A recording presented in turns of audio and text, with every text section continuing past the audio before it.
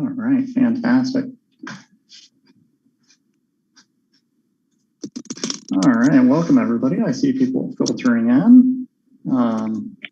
You are arriving at the monthly Mendocino County Cannabis Equity Grant Program LEAP program meeting. It is July 27th. My name is William Ryder. I'm the program administrator for Mendocino County's cannabis program. With us, I have Nina Holloway, and we have Paula Groves, our contractor through LEAP. And also Kristen is joining us. She's just on a telephone line, so she will be here through the sound waves, but not with an image. And I can see we've hit 20 attendees. Like usual, I'm going to give it until 3:35 to ensure that everybody can join.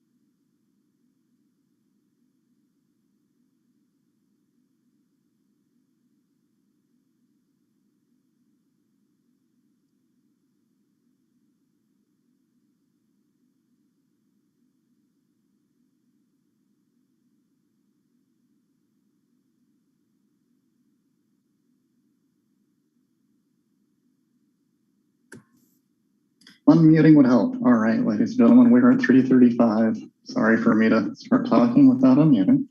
Let's start the meeting.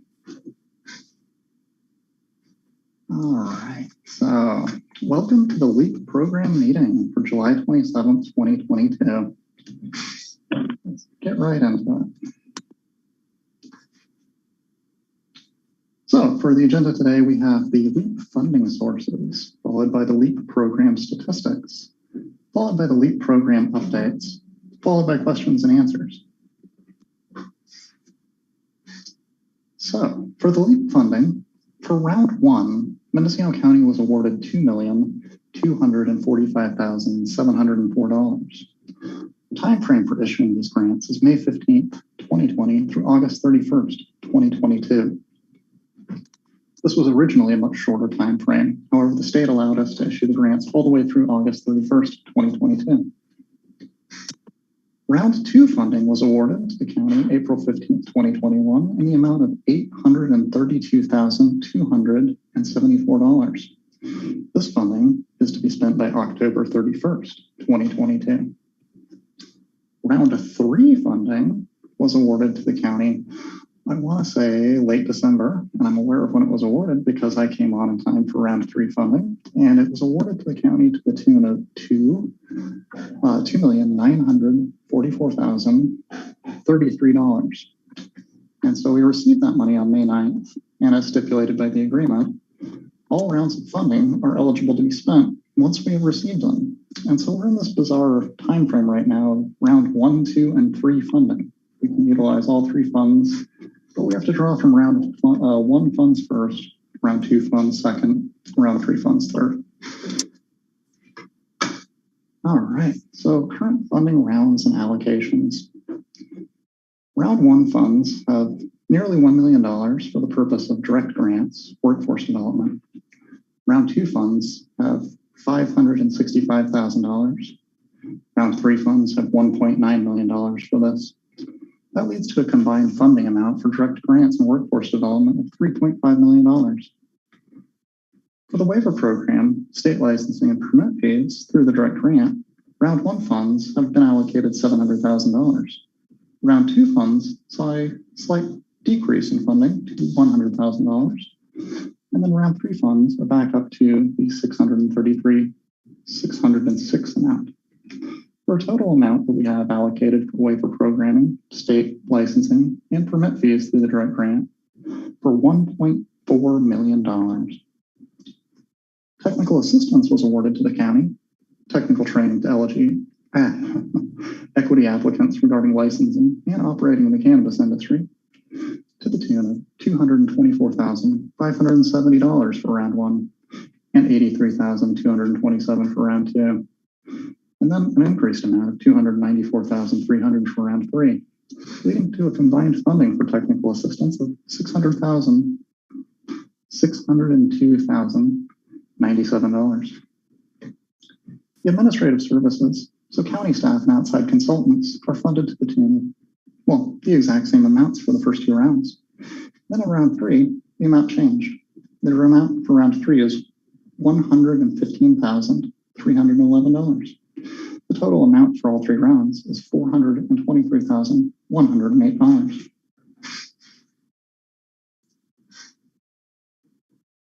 The LEAP statistics is outlined here for the direct grant program. For February, we have combined round 1, 2, and 3 funds because we are in a combined funding period. So we have approved, and I have to apologize, all the way to the right is the total amount awarded, not for direct grants. The 4.9 is the total amount, so including the amounts that I broke down on the last page. In February, the department approved 11 grant agreements. In March, we approved 20. In April, we approved 8. I'm sorry, I should stop because the data below it directly correlates. In February, we approved 11 to the tune of $548,803.20. In March, we approved 20 to the tune of $998,553.44. In April, we approved 8, and all 8 actually were at the $50,000 threshold, leading to an amount of $400,000 even. In May, we approved 6 for $299,760. In June, we approved 4 for $199,229.12.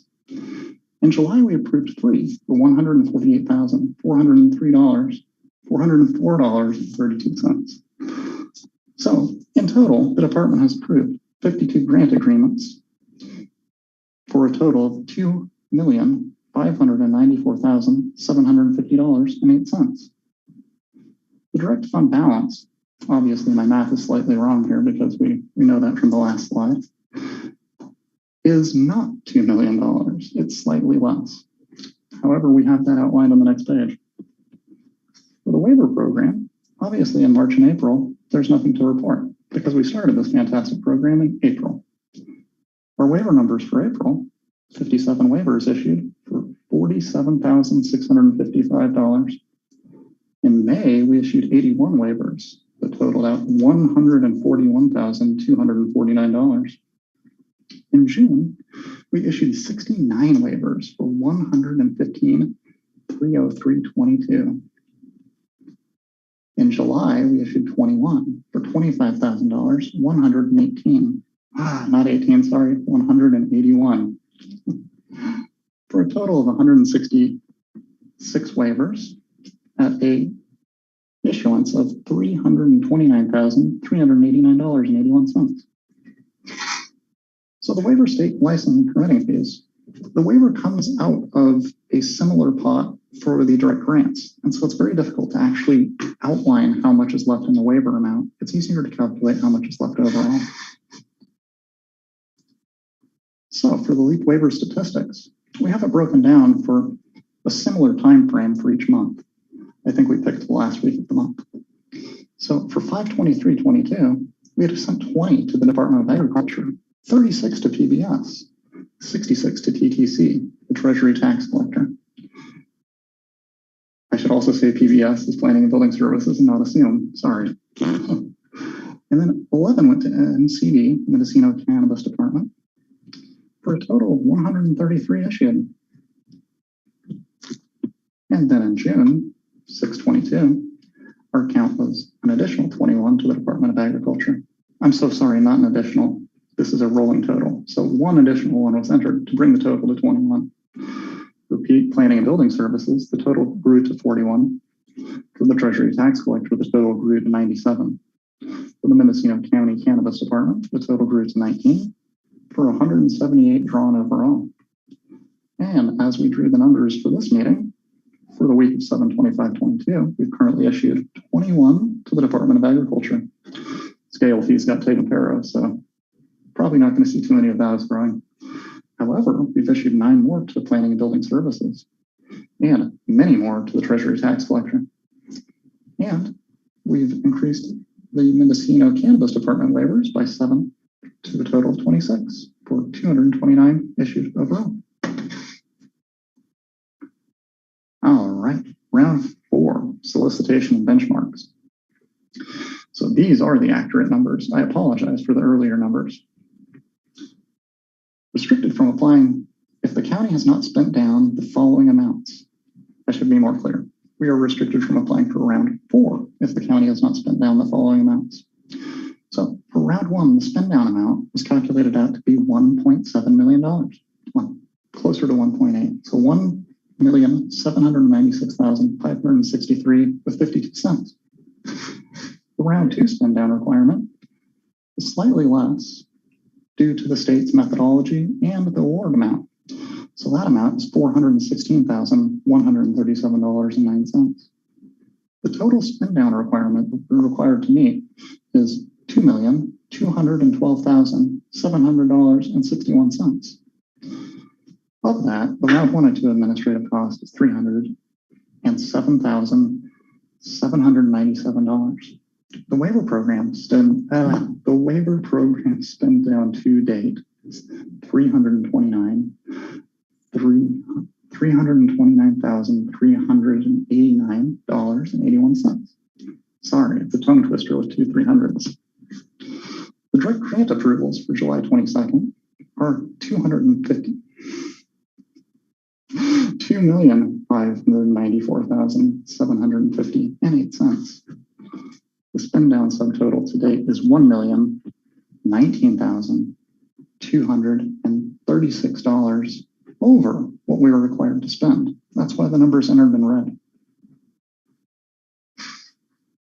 So, as that stands, the department has approved in excess of the spend down requirement for round 4.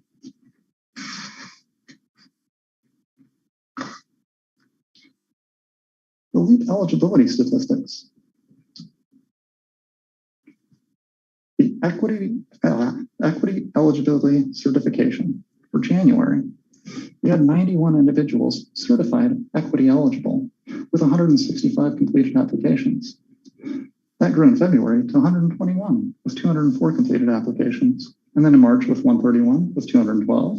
And then in April with 150 certified with 225 completed applications. In May, we have 167 with 247 completed applications. In June, we did not report the numbers, but in July, we're at 189 applications certified with 279 completed. All right, now we're on to LEAP waivers. So the LEAP waiver process. If anybody here has received a letter from LEAP, this is probably not too surprising as this text is printed on your letter. The LEAP waiver forms are available on the Mendocino County Cannabis Department website on the Forms and Resources page. The Treasurer Tax. Nina, are you available for a question? I will come back to Nina. The Treasurer Tax Collector Tax Waiver Form, the Mendocino Cannabis Department Fee Waiver Form, the Planning and Building Services Estimate of Fees Form, and the Department of Agriculture Sale Registration Waiver Form. Forms can only be submitted when the fee or tax is due. And frustratingly, I understand we can only use one form per fee or tax. So make sure you don't combine fees or taxes on a form. Currently, we have a $15,000 award limit. We are considering an increase to $30,000.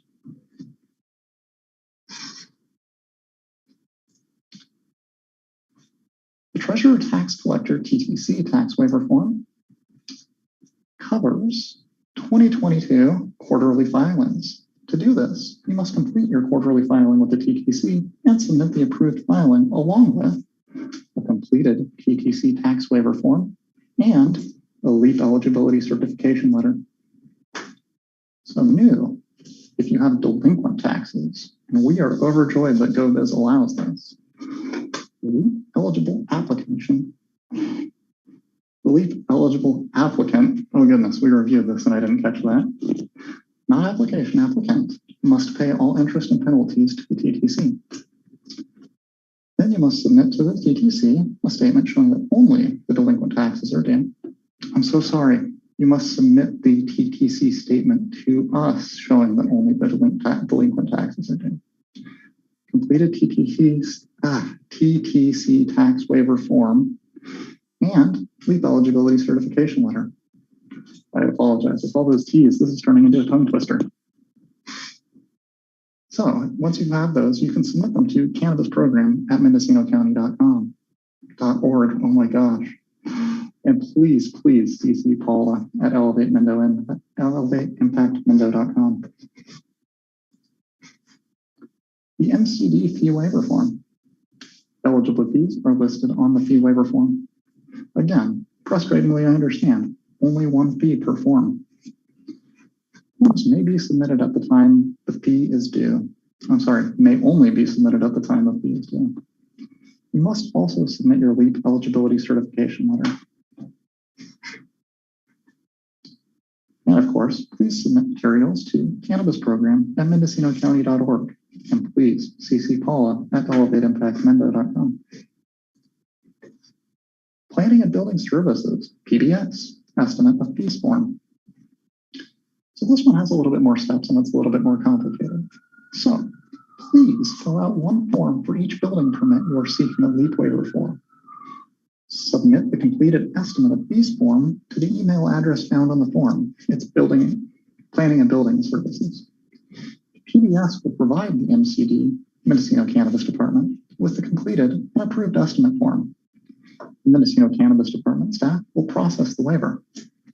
If additional information is necessary, the Mendocino Cannabis Department staff will reach out to the applicant directly. Once Mendocino Cannabis Department pays the Planning and Building Services fee, Planning and Building Services will contact the applicant to verify that the payment has been paid for. Other agency fees eligible for fee waiver. So the Cannabis Department fee examples, all fees are listed on the fee waiver form. Planning and Building Services, the exempt permits for structures associated with your business permit, premises, not permits, commercial building or greenhouse permits, grading permits for cannabis irrigation ponds, or DFW LSAA projects. Department of Environmental Health, so well permits for cannabis irrigation wells, commercial septic permits for employees. And then, of course, examples of what's not eligible. Unfortunately, Class K residential building permits are not eligible. Grading permits for non-cannabis irrigation-related ponds are not eligible. And state annual water board fees are not eligible. All right, we're on to the direct grant program. Budget approval process. So you have to prepare the Excel spreadsheet, prepare the scope of the project, and submit estimates, quotes with meaningful file names. It's incredibly useful for me and Paula when we see file names that have the direct description of what they're carrying. So the time frame for the direct grant processing is 13 to 18 weeks. Underwriting is 4 to 6 weeks, in which the direct grant application is submitted via ElevateImpactMindo.com. Elevate assigns direct grant application to an underwriter to assist the applicant with budget and scope in preparation for recommendation to the Mendocino Cannabis Department at weekly approval meetings. Grant approval takes 3 to 4 weeks. Weekly approval meeting, Mendocino Cannabis Department, Elevate, review the budget, the scope of work, and estimates. Elevate takes any questions back to the applicant and Elevate takes any questions back to the application is rescheduled for future approval meeting. So upon MCD approval, Elevate formats the agreement, meets with the awardee to review the agreement, and sends the agreement to MCD for contract processing. MCD receives the grant agreement from contract processing, 3 to 4 weeks. Mendocino Cannabis Department receives the grant agreement from Elevate, reviews the agreement, and uploads the agreement into Cobblestone contracting platform.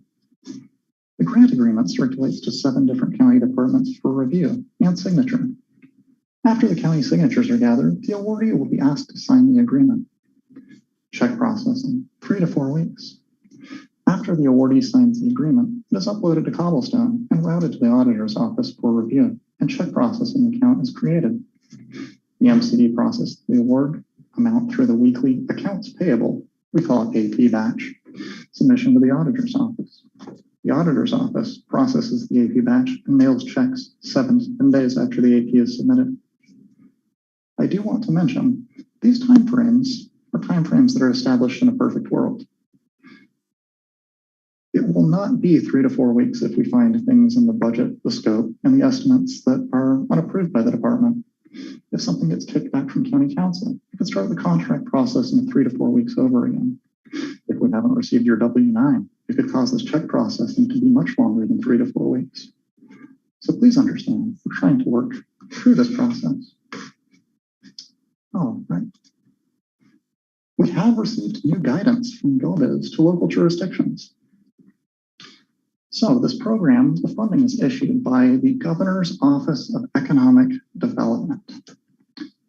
And they got back with us for guidance, along with other counties, on the misuse of funds and jurisdiction liability. Jurisdictions are responsible for the following: enacting policies and procedures to ensure state grant funds are used appropriately by equity applicants and licensees, including informing equity applicants and licensees of eligible uses of state grant funds, periodically collecting and reviewing documentation from equity applicants and licensees, and require them to preserve and retain documents for a reasonable period of time for audit purposes. In the case of misuse of funds by an equity applicant or equity licensee, attempt to recover misspent funds in a manner similar to how the jurisdiction would attempt to collect other debts owed to it, based on the analysis of circumstances, size of debt, and potential recoverability. Also, it falls under the county to inform Gilberts when it becomes aware of any misspent funds, and when it has either collected the funds or deemed them unrecoverable. If funds are misspent and not repaid by the equity applicant or licensee, potentially, we could withhold further state grant funding to the equity applicant or licensee that misused and failed to repay the state grant funds. Jurisdictions that follow the above referenced guideline above referenced guidelines will not be required to repay the misspent funds to Gilberts.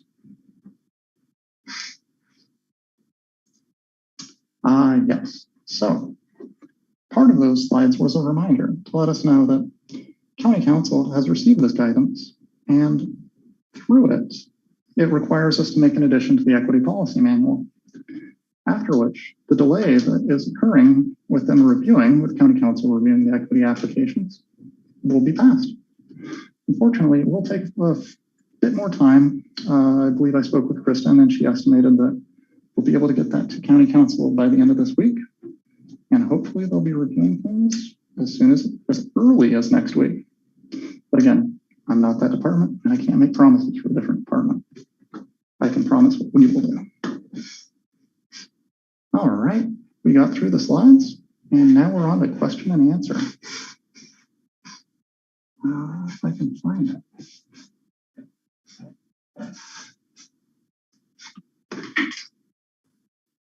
All right. Hi, everyone. This is Kristen, Cannabis Program Director. I'm going to go ahead and facilitate the Q&A session.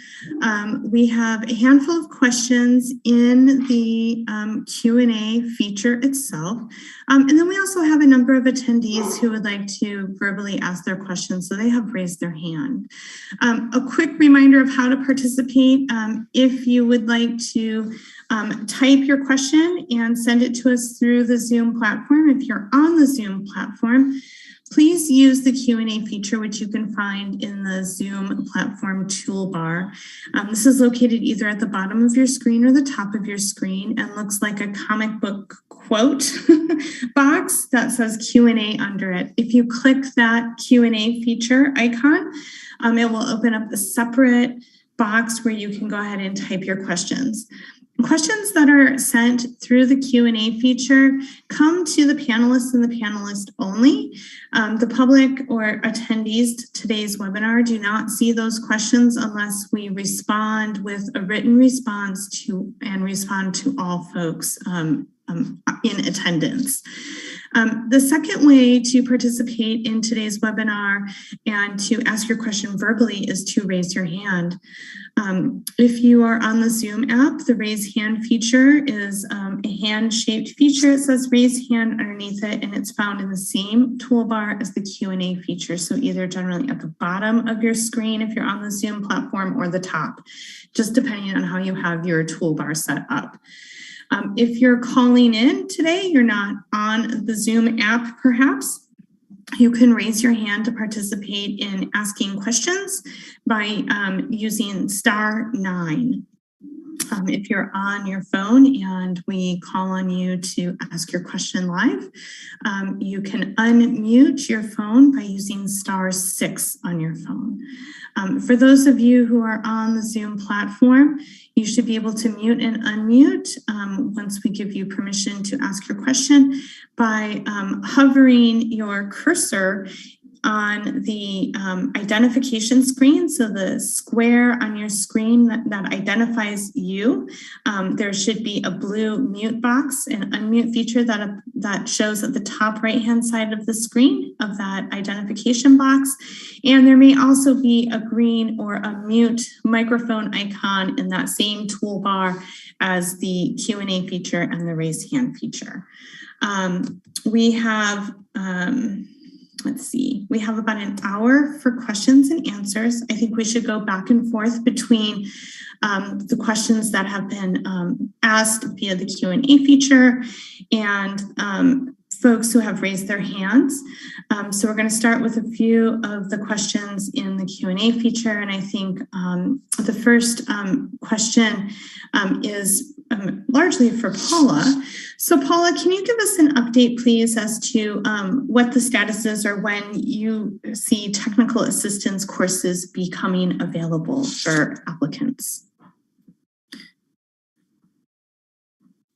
Sure. I mean, I think that we are in the process of trying to negotiate a joint venture with another technical assistance provider. And as soon as the county is ready to approve those services, we can start right away. Okay, great. Thank you. As I mentioned earlier, you can't see folks' questions in the Q&A feature box, so we don't have when the questions come in through the Q&A feature, only the panelists can see those questions.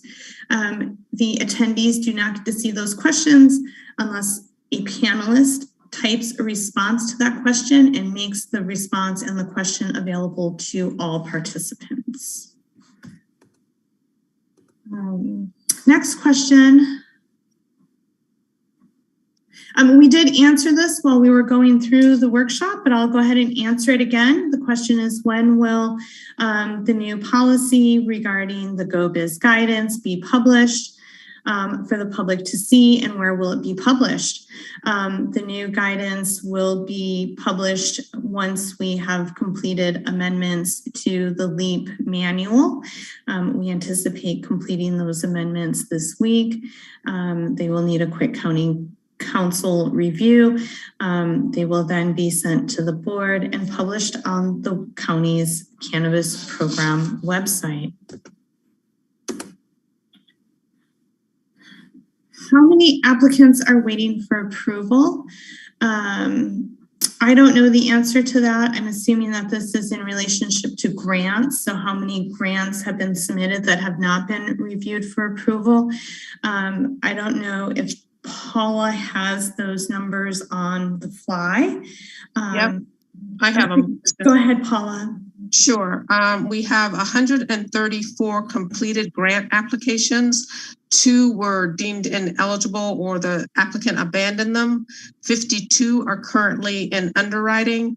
11 are waiting for, no, not 11, pardon me, I have this in 2 different categories. 11 plus 18, which is 29, are currently under review.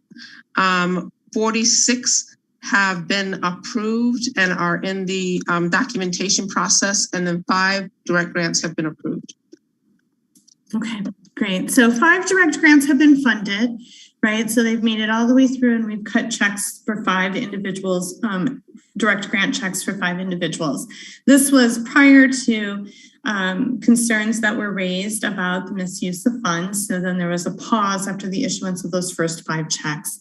So right now, it sounds like we have 52 that the department has approved and almost as many that are currently under review.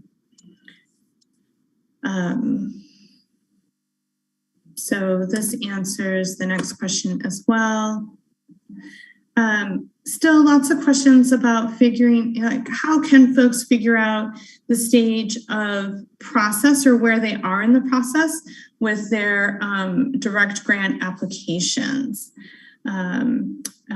Folks are concerned that they are not getting timely responses to emails that they have sent.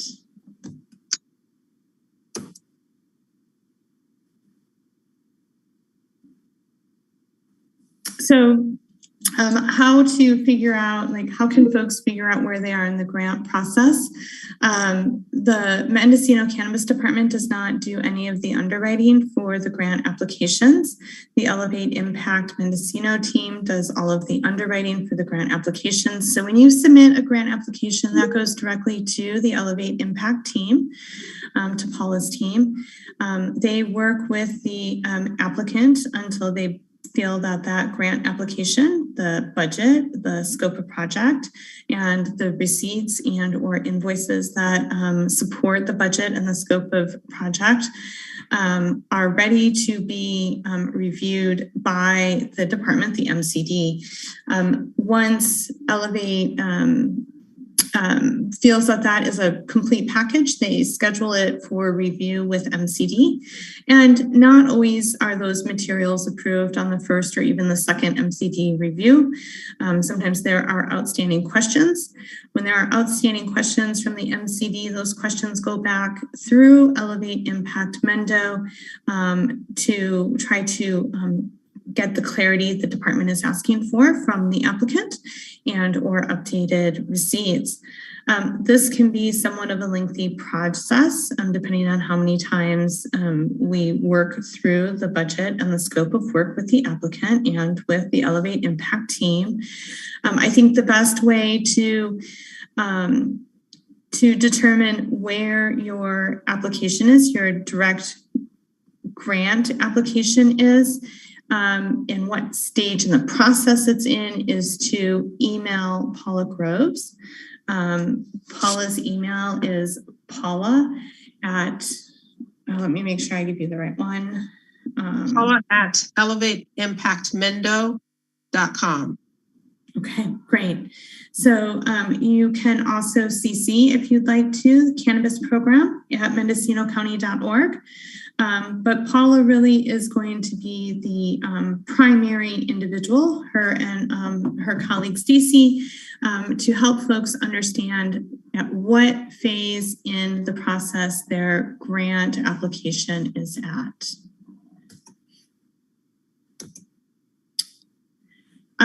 So we've got an applicant who has been in the Cobblestone process since April 1st.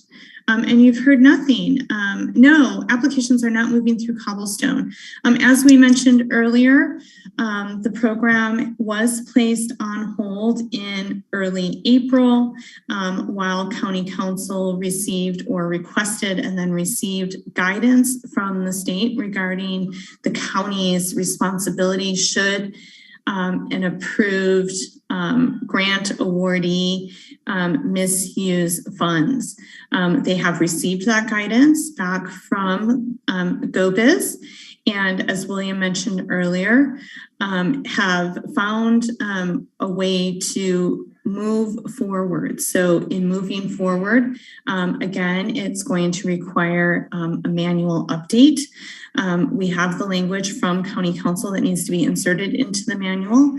Not only will there be a manual update, there will be a form developed, basically ensuring or asking awardees and grant applicants who have approved grant applications to sign basically an affidavit stating that they understand their legal responsibility on how to use the funds that they have been awarded.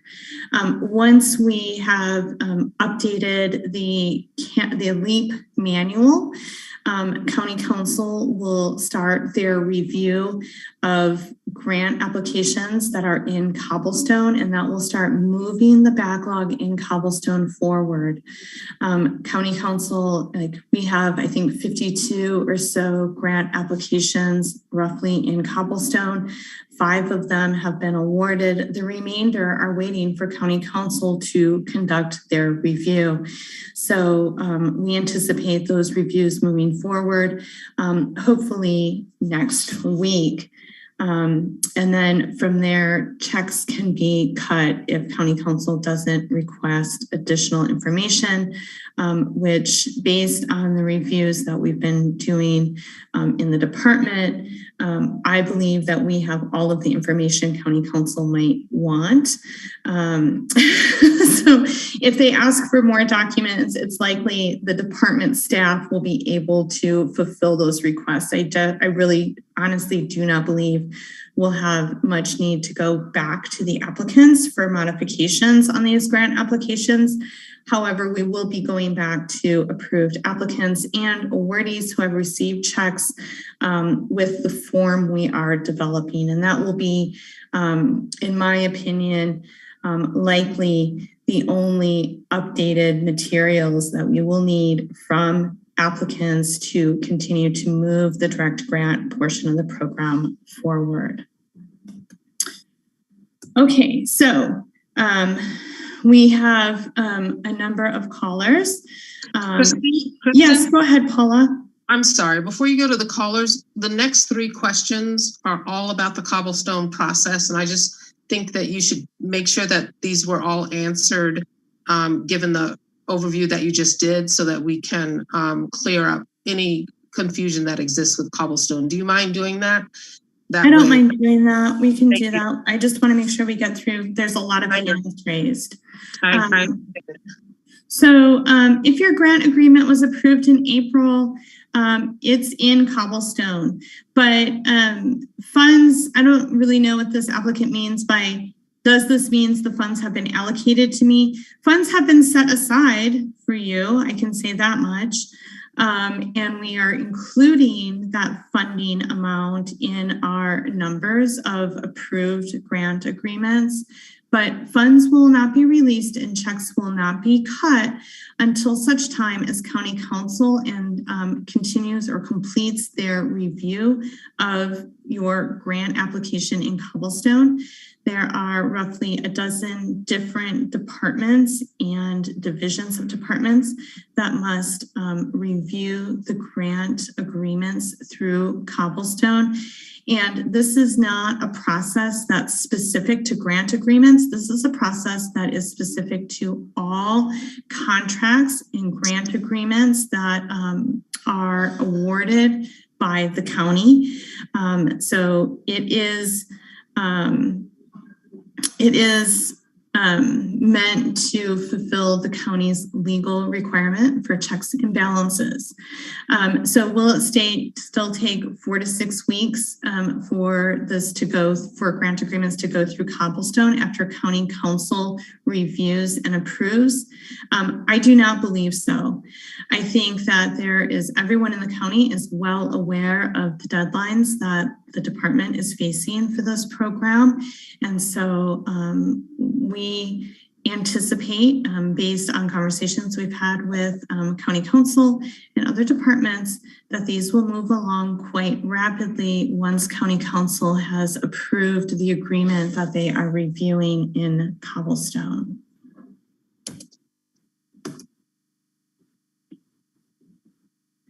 Checks are not being written at this time, and they will not begin to be written until, again, we have updated the policy manual.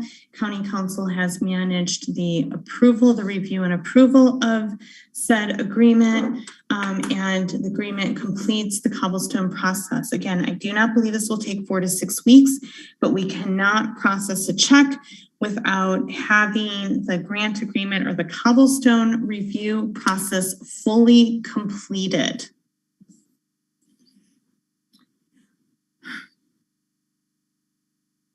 Once the grant agreement was entered into Cobblestone, how can the applicants get an update to know what stage that they are in? All applications that have been approved, grant applications that have been approved, are in Cobblestone. Everyone's in the same boat except for those 5 that were issued checks before County Council froze the program. You are all in the same boat together if you've been approved. So there's nothing new to report. And so we are working on a better information sharing system between MCD and the Elevate team, which will provide clarity to the Elevate Impact team to help you understand at what phase of Cobblestone you're in, perhaps, or that you've been entered into Cobblestone. But again, I just want to be crystal clear that everyone who has been approved is in Cobblestone waiting for County Council to begin the review. The public does not have access to Cobblestone. Elevate Impact does not have access to Cobblestone. Cobblestone is a platform that only county staff has access to, and that access, county staff's access, is based on what they're supposed to have access to. Frankly, I don't have the ability to look up contracts that Planning and Building Services are working on with an entity. If Planning and Building Services were offering direct grants, I would not have access to look up those direct grant agreements in Cobblestone. So access is provided only to those county staff persons who need access to Cobblestone. It's a checks and balances system, and that is what it's meant to do. Okay, so let's go ahead and go through some of the callers that we have on the line. I would like to see if we can if I can have the screen. So William, would you be so kind as to stop sharing your screen, please? Thank you so much. I'm gonna go ahead and put the timer up. I'm hoping that all of you can see my timer. Give me just a moment here. I need to get my participants panel back open. Okay, let's see here.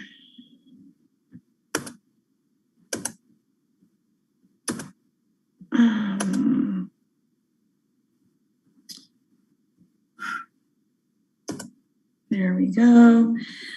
Our first caller is going to be Michael Katz, followed by Monique Ramirez, and then Paul Hansberry.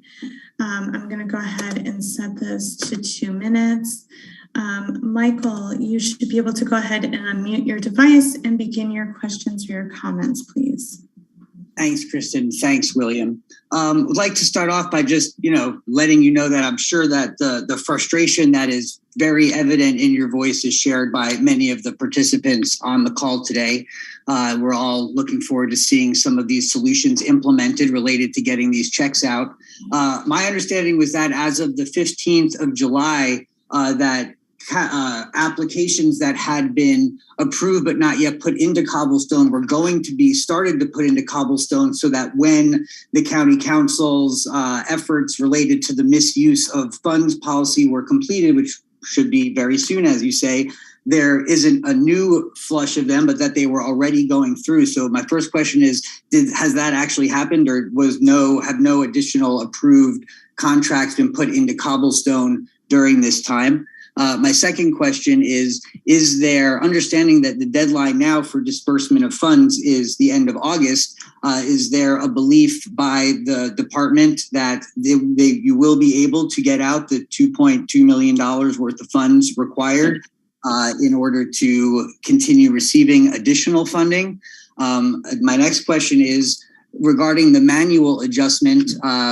In addition to what was being discussed related to today, we also understand the direction has been given to the department multiple times to adjust the manual so that all solar uses that have to do with cultivation are approved. And in fact, anything that's not explicitly prohibited by the state should be approved in this new manual update. So the question is, are those going to be the comprehensive updates to the manual so we don't have to go back through this again? And finally, will the budget process be less micromanaged with these adjustments to the manual to expedite the distribution of funds in alignment with the desired expanded allowances? Thank you. Okay, I'll go ahead and start answering those questions. Go ahead and mute and manage hand raising and whatnot. Give me just a moment. I do want to be crystal clear that we never stopped approving or reviewing and approving grant agreements, nor did we stop entering them into Cobblestone. So the department, along with the Elevate Impact team, has continued their work seamlessly, even though County Council has paused the issuance of checks by pausing their review of applications. So, as I said earlier, approved applications are in Cobblestone. As soon as we get that grant agreement from the Elevate Impact team, like we approve it, Elevate Impacts is great. We've got approved grant agreement, budget and scope of work. They format the grant agreement pursuant to that scope of project and that budget that we've approved, that the department's approved. They send that over to the department. It immediately gets put into Cobblestone.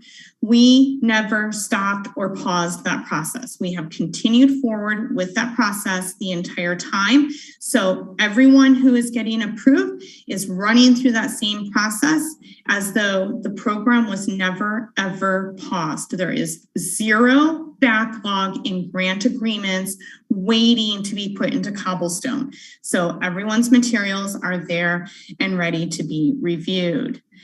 I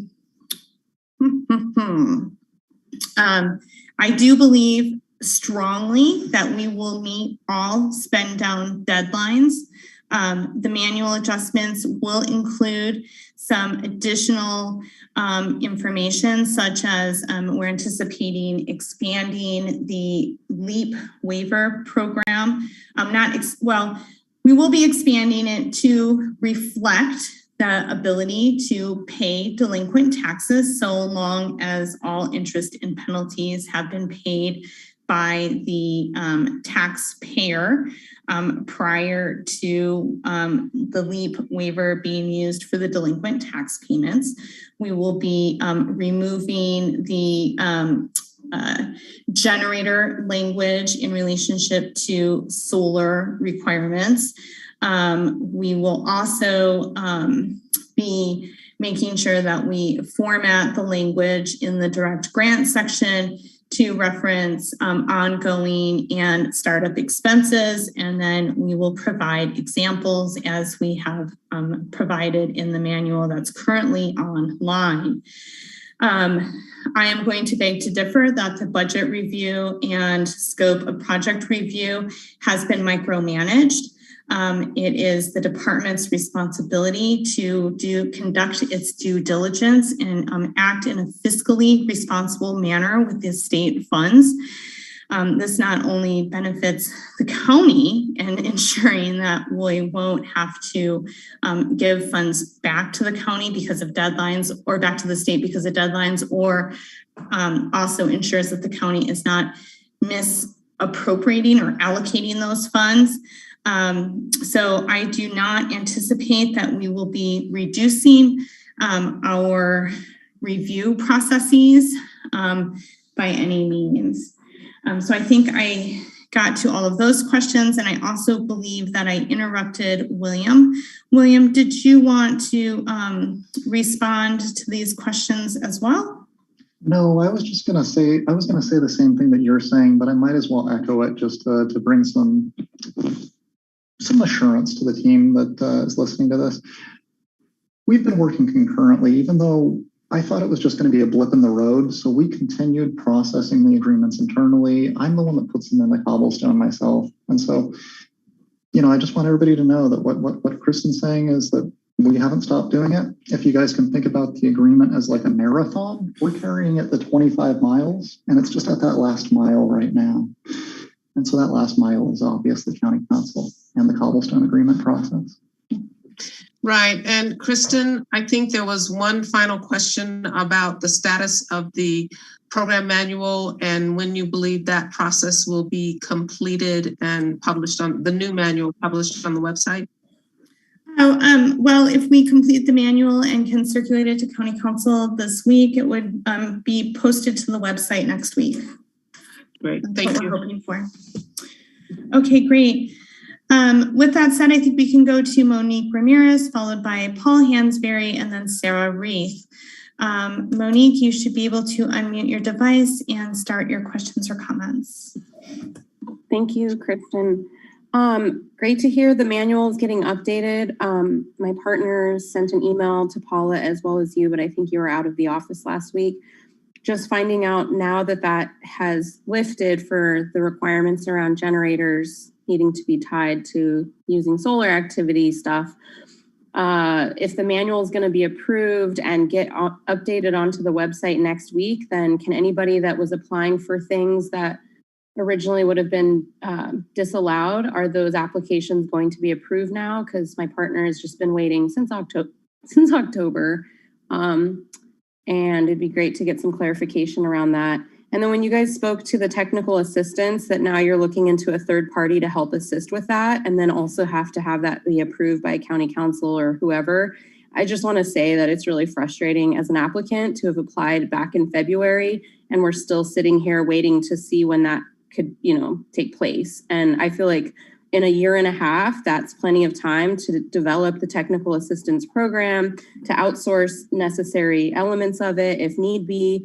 And the fact of the matter is a lot of the funding is set aside for technical assistance. And you guys have been telling us all along that, we need to see if enough people want to sign up for the classes before we host them. That's like what you guys have been saying is your narrative. And so that's changed now to now we have to wait for a third party to help us. And now we have to wait for county council to approve it. And like by the end of this, we still might not have very much participation from applicants. And in that case, what's happening to those funds? Those should be reallocated and we should do it soon. And I'm sorry, I'm frustrated, but we all are. We've been waiting so long. And I know that you guys are just trying to get this program up and running, but I just feel like there's been a lot of inefficiencies, and I hope we don't see that repeated for the local grant for the other one that's, from the state. So if you could just answer about the manual, though, that'd be really great. Okay, great. Thank you for that. The solar, so specific to solar, while we are removing the connection to replacing generator or internal combustion engines with solar installation, we will also be clarifying in the manual that applicants will need to disclose the amount of power that their business is utilizing, and solar systems will need to be appropriately sized to their business needs. Technical assistance. I'm sure Paula will want to weigh in on this, but just to the question regarding what happens to the funds if they aren't spent down in time. Technical assistance funds may be reallocated to fund direct grant agreements. We did have a conversation with the state about this, and that is a pretty simple budget amendment that we can do with the state. So if we find ourselves unable to complete technical assistance by the end of August and or the end of October deadline, which is associated with round 2's funds, we will be transferring funds from the technical assistance pool over to the appropriate or necessary direct grant funding pool. And Paula, I'll go ahead and kick it over to you because I'm sure you've got some information to add here. Sure. I think what may not be readily apparent is when County Council put the LEAP program on hold so that it could review its liability, everything that Kristen has already touched on earlier, the entire program was put on hold, not just the grant program. Also, the technical assistance portion was delayed as the county reviewed that whole process. So again, apologies don't really matter, but we do apologize for the fact that we have not been able to move forward with service delivery while this review was taking place. But it was a very important step for County Council to make sure it understood its liability vis-a-vis this program. That has now been resolved, and we should be able to move forward quite quickly. But unfortunately, the technical assistance piece was also put on hold in association with the grant review process. I just wanted to add that. Thank you. Great. Thanks so much for that, Paula. We're next going to go to Paul Hansberry, followed by Sarah Reith, and then Hannah Nelson. Paul, you should be able to go ahead and unmute your device and ask your question or start your comment. Hi, good afternoon. Yes, thanks. It's good to be here. I'm one of the lucky ones, one of the lucky 5 that had the check. But there's a couple of things that I wanted to ask about that, but also representing some other people that haven't. What if someone has been waiting all this time and couldn't wait any longer for the capital improvements or for the ongoing expenses to be that they were counting on the funds? I know I read the thing from the state, and they don't specify. I realize that you don't want to have to pay for something that was built 20 years ago, but for something that was already in their budget and beyond the applicant's control, the county, for one reason or another, the project was delayed and time wouldn't wait for the things that needed to happen for the farm. Will there be an exception put into the manual so that they can be reimbursed as long as the dates line up for when the work was done, when it needed to be done, when they could have reasonably expected that money? Number one. Number two, I've tried a couple of times. I've had meetings with Stacy, and they've both been non-productive on how to upload this thing. My direct grant has not been uploaded to their website, and the way that it's working right now, it's like throwing a bunch of receipts into a shoebox, and I see nothing but problems later on. I wanted to make sure that these are just it's going to be going to the direct line items that are on my budget. It's a little bit different up here in Mendocino County, where there's well, everybody's direct grant budget is a little bit different. It's not as easy to pigeonhole these things. But if they're aligned with the line items that are on the approved direct grant budget, it makes things a lot easier to track and also to modify. I've been in construction all my life. Every project runs over or under. And if you need that to jockey and juggle around monies in order to pay the money, to the contractor for the overages or for the change orders, things like that, then you need to be able to modify your budget. All right, we had reached time. So we're going to go ahead and see if we can answer the first couple of questions that Paul shared with us. What if someone has been waiting all this time and couldn't wait any longer to conduct capital improvement work that may have been included in their grant application? Right now, we have a couple different issues occurring. We had this pause on approved grant agreements that occurred in April that has taken a couple of months to be cleared up. I am not planning, the department is not planning on putting a reimbursement statement into the manual. Reimbursements are not allowed under the state program. Now, is there an ability, will there be an ability for a grant awardee to say conduct work this summer that's included in their grant agreement that was approved this spring that they haven't been able to receive a check for? I think if the grant applicant is in that position, the best thing they can do is reach out and contact Paula and Stacy. So Paula at elevateimpact.com or Stacy at elevateimpact.com, and make sure to ask that question. And if the Elevate team doesn't have that answer, it will ensure that that question comes to Paula and I's weekly meeting so that we can assess the needs of the approved grant applicant on a case-by-case basis.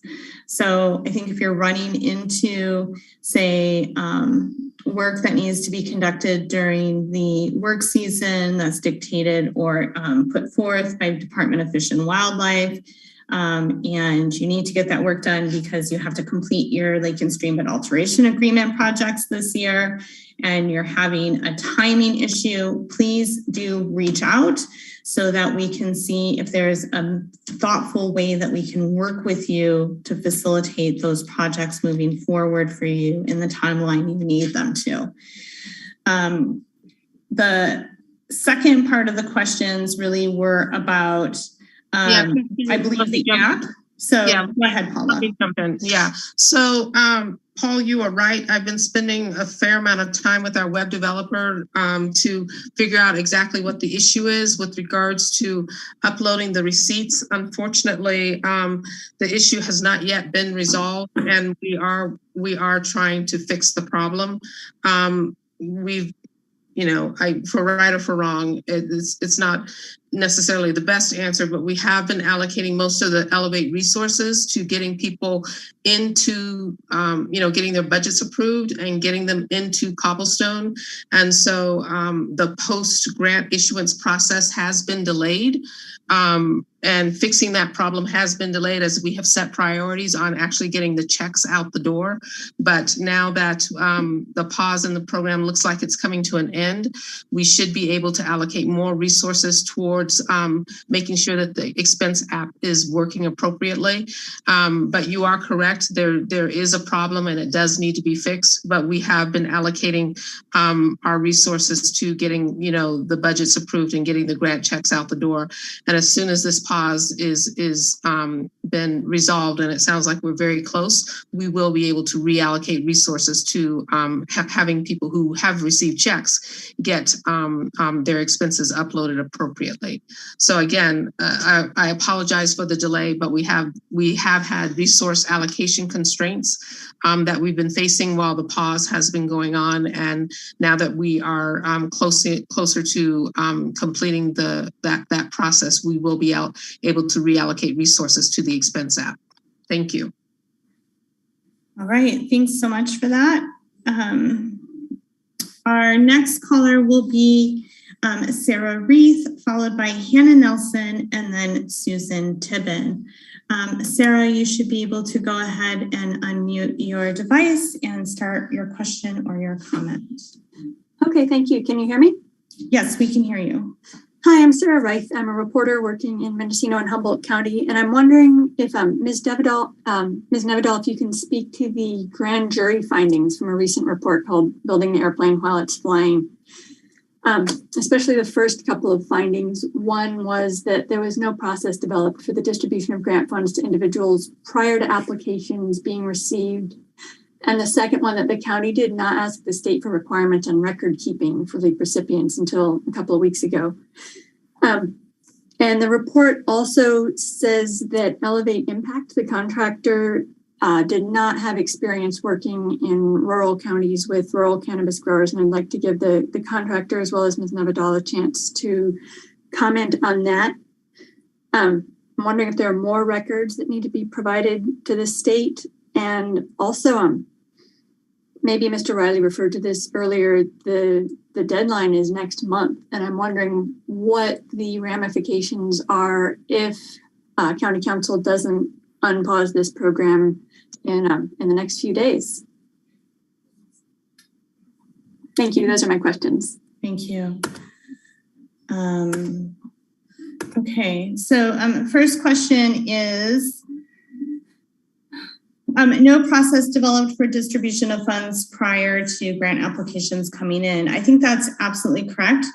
I think that the program has been incredibly challenged by changes and lack of leadership, frankly, in the cannabis program as a whole. So the first part of the equity program was the assessment that was conducted. All local jurisdictions must first conduct an assessment before they can stand up an equity program. At the time that the assessment was conducted, there was a cannabis manager in place. Shortly after the assessment was completed and the first round of funding was awarded to the county, there was a lapse in leadership. So basically the county found itself without a cannabis program manager, essentially leaving the cannabis program itself without leadership for a period of several months. They had put contract administrators, Elevate Impact Mendocino, in place to assist with the development and the review of grant applications. However, it's completely unfair to expect a contract administrator to develop a program for any local jurisdiction solely on their own. And so Elevate Impact team did remarkable work in putting together website information materials, getting applications put together. But what was not developed, as the report notes, were internal processes for the program to not only conduct our portion of reviews of applications, but also to disperse funds. So we found out about the cobblestone portion of the process in probably like November or December of 2021. When I started, the county had allocated one part-time help person at 2 days a week to work on this program. I've been with the county for just over a year and 2 months to be exact. So I had no clue how underdeveloped the program was until we started getting into the review of applications and then how we would essentially issue checks. Now, the second part of that question really talks to or asks the question about how the reviews work. So a number of these grant applications are for capital improvements, and that can be anything from capital improvements, meaning that we're receiving grant applications to upgrade culverts that are required because of Department of Fish and Wildlife lake and streambed alteration agreements that have been finalized between the agency and the landowner. But anytime you're upgrading a culvert, not only do you have to have that lake and streambed alteration permit from Department of Fish and Wildlife, you're going to need a grading permit from the Planning and Building Services Department. So this moves into requiring planner level review, and Elevate Impact has an incredibly skilled and thoughtful team. And but what they do not have is a group of planners on their team. So it's really incumbent on our department staff, our planners, namely myself, to ensure that we are conducting the planning review necessary for capital improvements to be approved and move forward. This also includes capital improvements such as, you know, someone wants to put up a bunch of hoop houses. So we see hoop houses in that proposal. That proposal, that grant agreement proposal, then when it comes across my desk, I'm looking to see what kind of cultivation application or permit that individual has. If they have only an outdoor permit, it's a little bit hard to understand the need for hoop houses and greenhouses. So then we have more conversation with the applicant. And then a lot of times the applicant's like, yes, I'd like to transition into mixed light. So then we move forward with what that transition will require from a permitting point of view. And then we have to consider the permitting of each of those hoop houses. And will they be submitting waivers for those permitting fees? So in Elevate Impact, they work for many, many, many jurisdictions, not just the County of Mendocino, but most local jurisdictions do not provide the breadth of grant opportunities for equity applicants that the County of Mendocino does. Most local jurisdictions do not include capital improvements in what's allowed as far as expenses that can be paid for using direct grant funds. So, and I think from the county's perspective, you don't know what you don't know, right? So I don't believe the county really knew ahead of time the complex nature of the applications we'd be receiving from LEAP applicants to have the foresight to understand that we needed planner time available to also conduct these reviews. So I do think that let's see. And what are the ramifications if we don't move the program forward in the next couple of weeks? The ramifications could be that funding could get combed back. So if we don't spend down round one funding by the end of August, the state has the ability to comb those funds back from the county. If we don't spend down round two's funds by the end of October, the state has the ability to comb those funds back from the county, meaning that they would no longer be available to be allocated to the applicants who have applied for them. If we don't spend down the 80% threshold of combined funds between round one and round two, we, by the time the solicitation opens for our fourth round of grant application, we will not be eligible to apply for a fourth round of funding.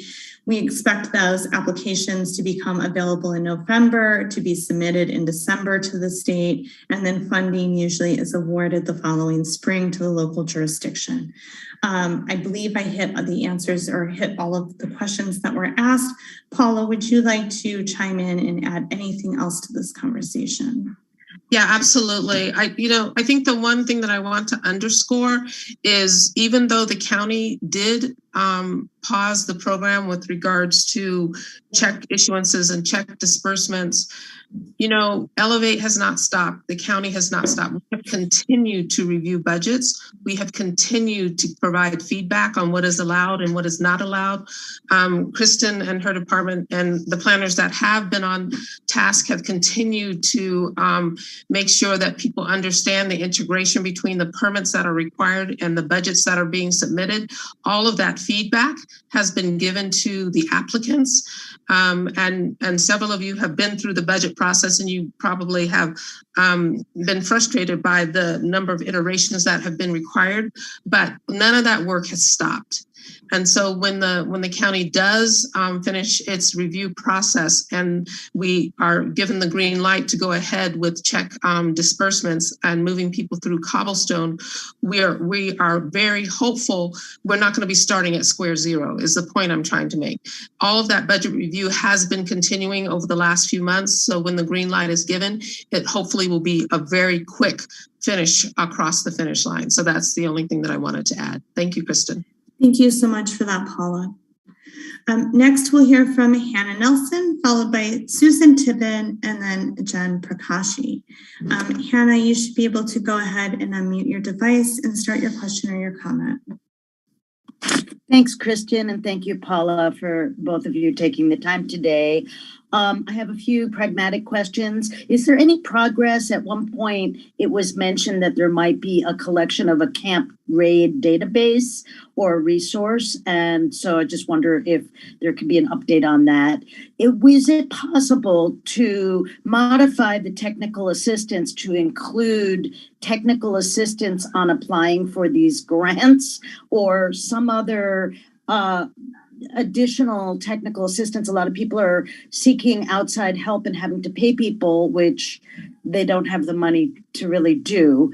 Additionally, is there a way in which people should deal with the modification of a budget based on just the sheer amount of time, whether it's the iterations or whatever, and inflation?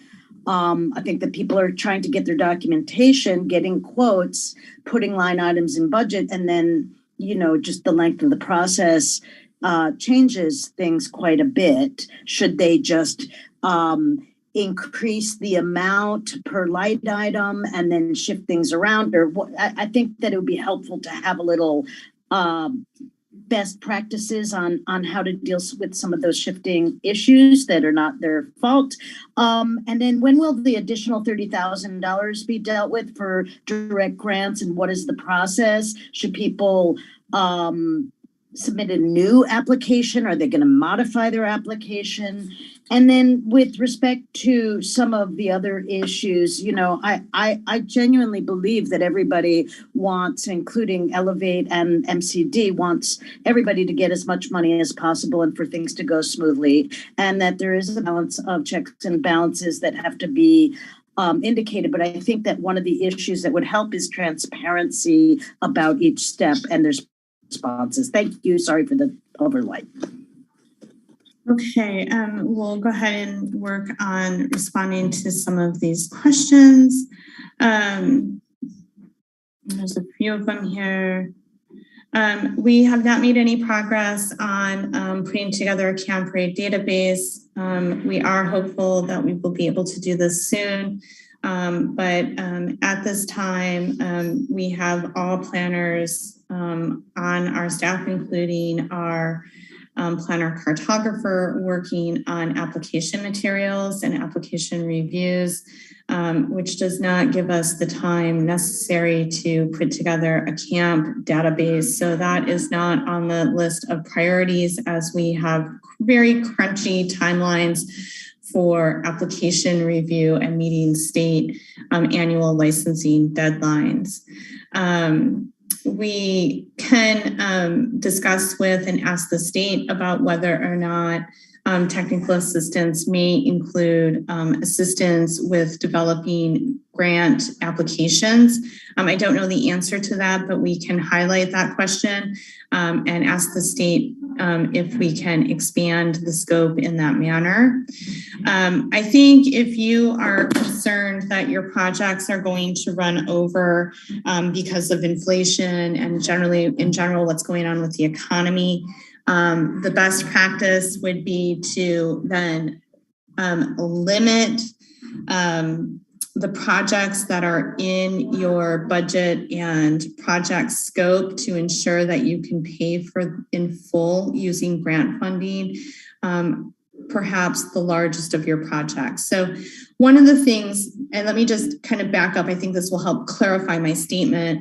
One of the things that really is challenging for the county reviewers is when we see a $50,000 grant application that has 10 items and the applicant is putting up 50% of most of those items, right? So it's $100,000 worth of projects and the applicant is asking for 50K. A lot of times I kick those grant applications back to Paula and say, listen, if they're willing to put up 50K, can they just give us $50,000 worth of budget and project scope that actually starts and completes or brings to a close the projects in that project scope.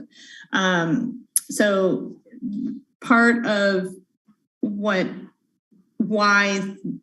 we're managing the grant applications in that way is because we recognize that the economy is really challenging. Furthermore, the collapse in the cannabis market poses even more significant challenges to people, right? It's left a lot of people in very economically challenging times. So it's easier for county council to approve $50,000 of culvert work as opposed to $25,000 of a $50,000 culvert project and $25,000 of a $50,000 solar project. Because really in the county's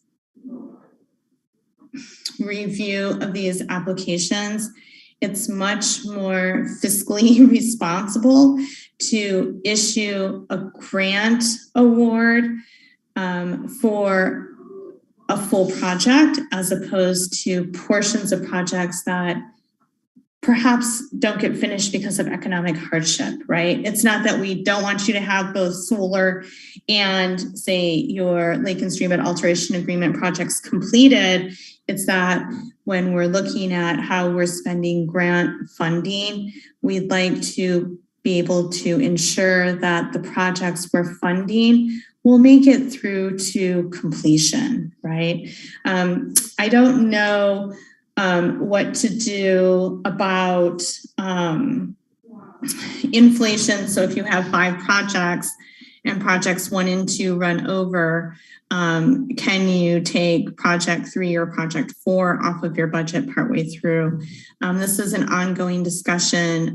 We'll be having more discussion with county council, and we'll be looking at adding clarifying language regarding this issue to the manual. However, we aren't going to hold up the manual for that clarification. We are going to move the manual forward, even if we don't have that exact clarification, so that we can move the program forward, first of all. And if we need to come back and add that clarification, because it's going to take us more time to thoughtfully add language, clarifying language to the manual, we will come back and do that at a later date so that we are not holding up the issuance of checks. Lastly, to the question regarding how we will be managing the increased dollar amounts, we will not be accepting grant applications for $80,000 until September. We still believe that that timeline is going to work. And if you have already received or have been awarded a $50,000 grant, you will need to reapply if you would like additional $30,000 in spending, or the difference between your original grant award and $80,000 of availability. So that will require a reapplication with a new budget and a new scope of project in order for you to receive additional funding. Okay, we are next going to go to Susan Tibbin, followed by Jen Prakashi, and then Tom Perry. We will not have time to answer questions from other callers. So Susan Tibbin, followed by Jen Prakashi, and then Tom Perry will be the last of our calls for today's meeting.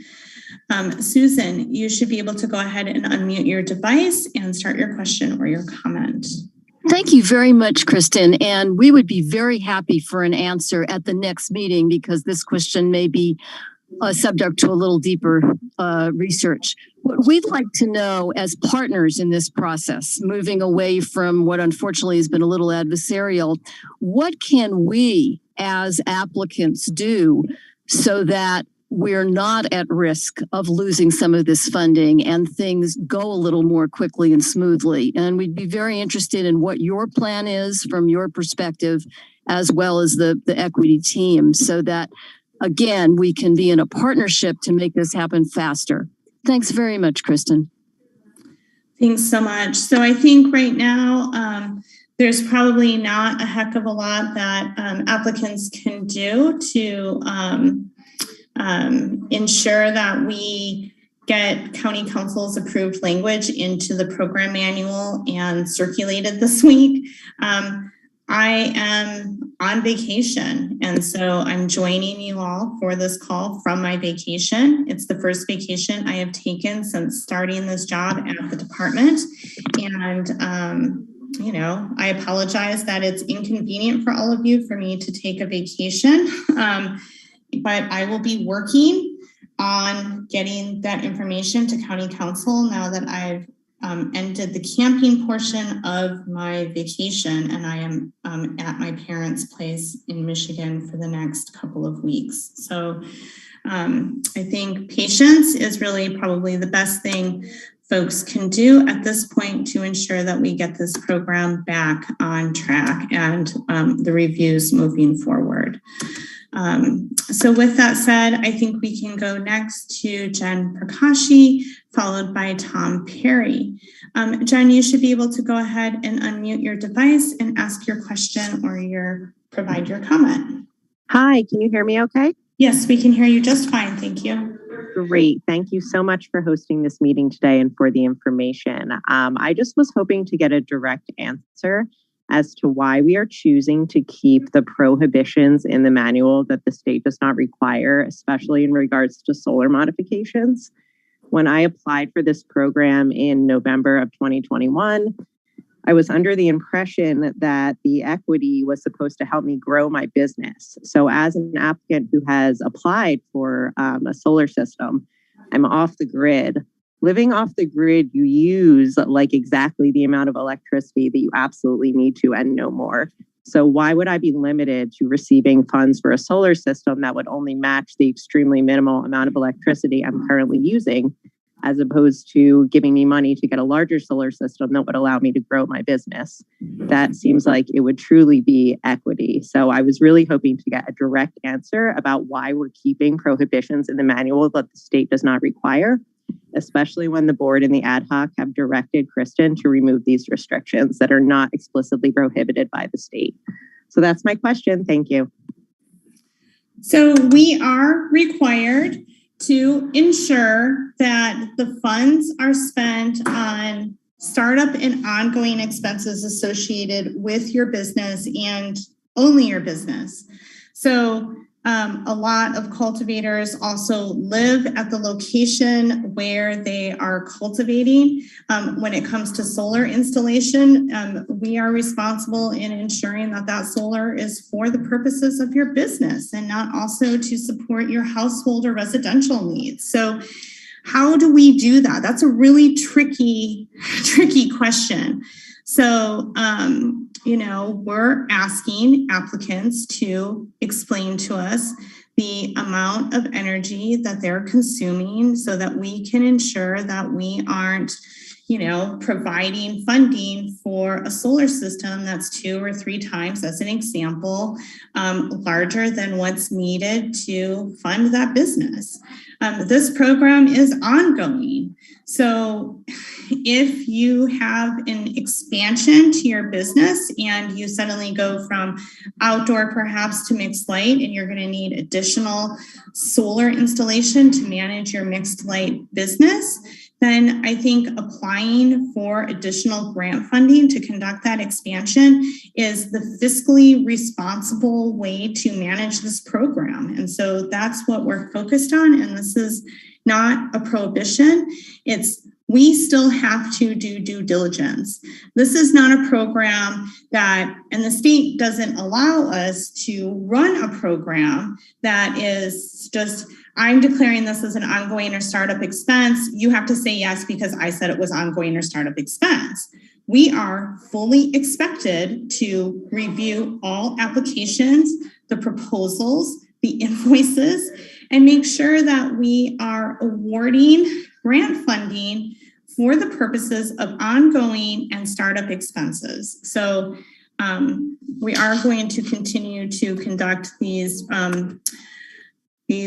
reviews for solar, which was the example here, in making sure that that business is, requesting a solar system that's suitable for that business's needs.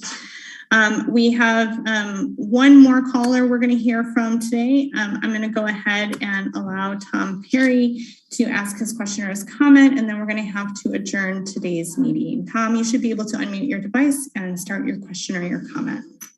All right, thanks, Kristen. Thanks to the staff and the contractors for doing this call. I know it's frustrating to hear everything from this audience. And so thank you. My first question is, as I look at these statistics, I'm wondering, is there enough grant money based on the applications and process? Because it looks like, we're somewhat close to the limit, just based on the approved grant applications. And my second question, which is closely tied to this, is the waiver amounts seem to keep going up. From, if we're going from 15,000 to 30,000, does that increase impact the amount available for direct grants? It just seems like it's much easier to get, these waivers green lighted, and these funds are important, but they don't really do anything to help us do capital improvements or meet requirements. These are all, taxes or application fees. And I'm concerned that as the waiver amounts go up, maybe the direct grant money goes down. The third question is really just a request.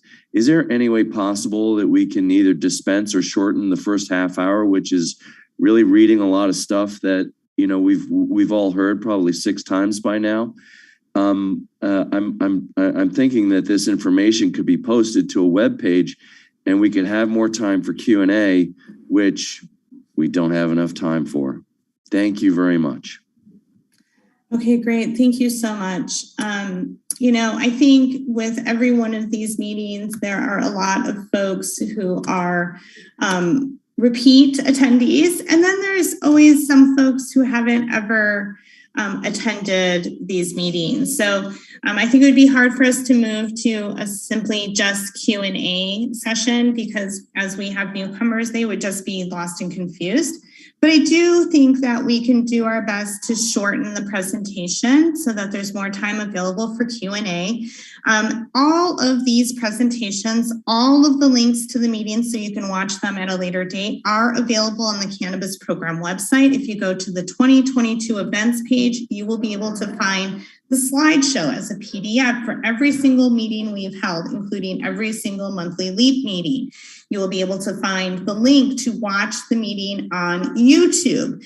And you will be able to find the login information and agendas for each meeting we've had and all future upcoming meetings. So please do visit the Mendocino County Cannabis Program website and go to the 2022 events page where you will find all slideshows, all meeting links to YouTube, all meeting agendas, and the login information for all meetings we've held and upcoming future meetings. Is there enough grant money for applications in this process? There is more than enough grant money for applications in this process, and I'll tell you why. While we focus during these meetings on what has been made available through the Go Biz Equity Program, that specific equity state funded program, we have a second pool of direct grant monies available. We have a second pool of direct grant monies available through the Local Jurisdiction Assistance Grant Program. The Local Jurisdiction Assistance Grant Program is also, that direct grant portion of funding is supposed to be prioritized for equity eligible applicants. So as we're looking at increasing the waiver program to $30,000, that will absolutely decrease the amount of funds available in the equity program direct grant pool. However, I would say 75% or more of the projects that are requested and approved for funding under the LEAP program are also eligible to be funded by the Local Jurisdiction Assistance Grant Program's direct grant fund pool that we've set aside. So if we are concerned as a department that we are going to be short on monies for these LEAP applications that we've approved, we can release funds from the LJAGP direct grant pool to cover projects that are eligible under LJAGP. This includes projects such as, well, solar installation for the purpose of replacing combustion engines. So if you have solar installation in your LEAP application that's approved, but you don't have a combustion engine, we would have to pay for that solar installation out of LEAP. If you have solar installation that's approved that replaces or reduces your reliance on a combustion engine, we can pay for that solar installation out of LJAGP. The same is true for, say, lake and streambed alteration agreement projects. We have received a number of and approved a number of lake and streambed alteration agreement projects for applicants. Those can also be funded out of LJAGP funding. So as we're going through and we're working on these grant reviews, we categorize each of your projects into various buckets. It's an internal process. But as we categorize those dollar amounts of your projects into various buckets, it also lets us have a snapshot of which projects on each and every approved grant agreement we can pay for from LEAP and or from LJAGP funds. So there is around $10 million set aside in that LJAGP direct grant pool. And it's highly likely that we will be taking some of those direct grant funds to cover some of the capital improvements that we're approving through the LEAP program.